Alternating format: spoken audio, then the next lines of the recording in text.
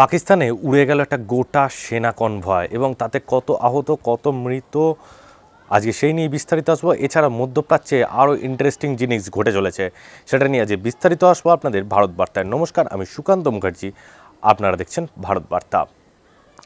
Khyber Pakhtunkhwa district, আপনারা জানেন আফগানিস্তানের ধারে যে পাকিস্তানের যে ডিস্ট্রিক্টটি আছে সেটাকে বলে খাইবার পাখতুনখোয়া ডিস্ট্রিক্ট। সেই খাইবার পাখতুনখোয়া ডিস্ট্রিক্টের অধীন নর্থ ওয়াজিরিস্তান। সেই নর্থ ওয়াজিরিস্তানে একটি সুইসাইড বোম্বার এসে আচমকা একটা গোটা সেনা কনভয় উড়িয়ে দিল এবং তাতে যা জানা যাচ্ছে 16 জন পাকিস্তানি সৈনিক মারা গেছেন এবং 29 জন আহত হয়েছেন। তাদের ছবিগুলো এখন বর্তমানে আপনারা দেখছেন, যেখানে 16 জন আহত এবং 16 জন মারা গেছেন এবং 29 জন আহত হয়েছে নর্থ ওয়াজিরিস্তান ডিস্ট্রিক্টে খাইবার পাখতুনখোয়া রাজ্যে। সেখানে একটি সুইসাইড বোম্বার আসে এবং মিলিটারি কনভয় ঢোকেন এবং উড়িয়ে দিয়ে চলে যান। তাদের পাশে দেখুন, আপনাদের নামগুলো দেখাচ্ছি, জাস্ট উড়িয়ে দিল।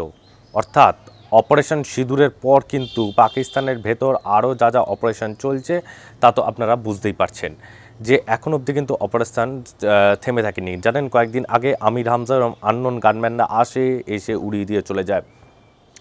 এরকম আব্দুল লতিফ, এরকম শয়ে টেররিস্টদের আসছে, একে একে খতম করে দিয়ে চলে আসছে। সে করাচিতে থাকুক, সে পাঞ্জাব প্রদেশে থাকুক, সে গিলগিটতে থাকুক, তিনি সিন্ধু প্রদেশে থাকুক, যেখানেই থাকুক না কেন, আননোন গানম্যানরা আসছে, এসে জাস্ট উড়িয়ে দিয়ে চলে যাচ্ছে।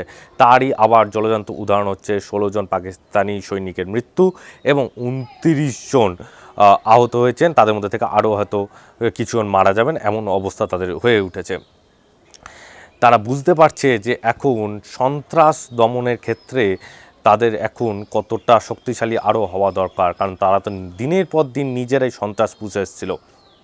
এখন তারা সেই সন্ত্রাস দিয়ে ভারতের পিছনে লাগতে গেছিলো, আজকে সেই চাকা নিজেদের দিকেই ঘুরছে। অর্থাৎ এখন একের পর এক যে বিস্ফোরণ ঘটে চলেছে পাকিস্তানের ভেতরে, তা পাকিস্তানের এখন সামাল দেওয়া কার্যত দুষ্কর হয়ে উঠেছে। এমন একটি পরিস্থিতি, ঠিক তারই মাঝে এখন মধ্যপ্রাচ্যে আরও বড় বড় খবর উঠে আসছে, যেখানে জানা যাচ্ছে যে ব্রাজিল ভারতবর্ষের সাথে একটি বড় আর্মস ডিল করতে শুরু করেছে। অর্থাৎ তারা একটি যে অস্ত্রের যে একটি ডিল সেটা করতে চলেছে। সেখানে বলা হচ্ছে PM set to sign a big defence pact with Brazil is interested in India's Akash air defence system. এক্ষুনি আপনাদের সেক্রেটারি স্টেট পি কুমারানের বক্তব্য একটি শোনাবো, যেখানে আপনারা শুনতে পাবেন যে ব্রাজিল এখন কিভাবে আমাদের আকাশ প্রতিরক্ষা ব্যবস্থাকে তারা নিজেদের দেশে ইনস্টলেশন করতে চাইছে। আপনারা দেখেছেন যে অপারেশন সিঁদুর চলাকালীন পাকিস্তানের প্রতিটি আঘাতকে আকাশেই মেরে দিতে সক্ষম হয়েছে আমাদের আকাশ প্রতিরক্ষা ব্যবস্থা। এখন বর্তমানে ব্রাজিল এখন সেটা কিনতে ইচ্ছা প্রকাশ করেছে এবং তিনি কিনবে বলে আমাদের কাছে খবর উঠে আসছে। শুনুন পি কুমারানে কি বলছেন। Few areas that seem to be of interest to the Brazilian side. They are interested in secure communication systems on the battlefield. They are also interested in offshore patrol vessels, OPVs. Brazil has Scorpion submarines. They are interested in partnering with us in maintaining those submarines.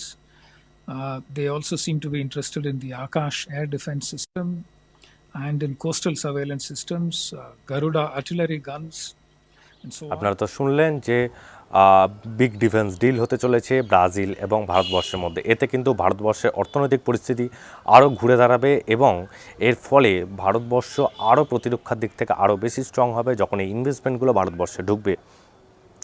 এরই ঠিক মাঝে US secretary Marco Rubio 15 minute কথা বলেছেন মোহাম্মদ ইউনুসের সাথে telephonic conversation. এখন কী নিয়ে conversation হয়েছে না হয়েছে আমাদের কাছে এখন ডিটেল কোনো খবর নেই, কিন্তু কিছু একটা ইন্টারেস্টিং ঘটতে চলেছে বাংলাদেশে। জানেন, বাংলাদেশের সামনেই নির্বাচন। মোহাম্মদ ইউনুস ডিক্লেয়ার করেছেন যে নেক্সট ইয়ারই ইলেকশান। সেই ইলেকশানের আগে মার্কো রুবিও ইউএসের তরফ থেকে কি কোনোভাবে ইন্টারফেয়ার করতে চাইছেন, আমাদের কাছে কোনো খবর নেই। দেখা যাক এখন কতদূর কী হয়। কিন্তু মার্কো রুবিও এরকম মুহূর্তে আচমকা মোহাম্মদ ইউনুসকে ফোন করা এবং 15 মিনিট কথা বলা, এটা কিন্তু খুব ইন্টারেস্টিং জায়গায় গিয়ে পৌঁছাচ্ছে।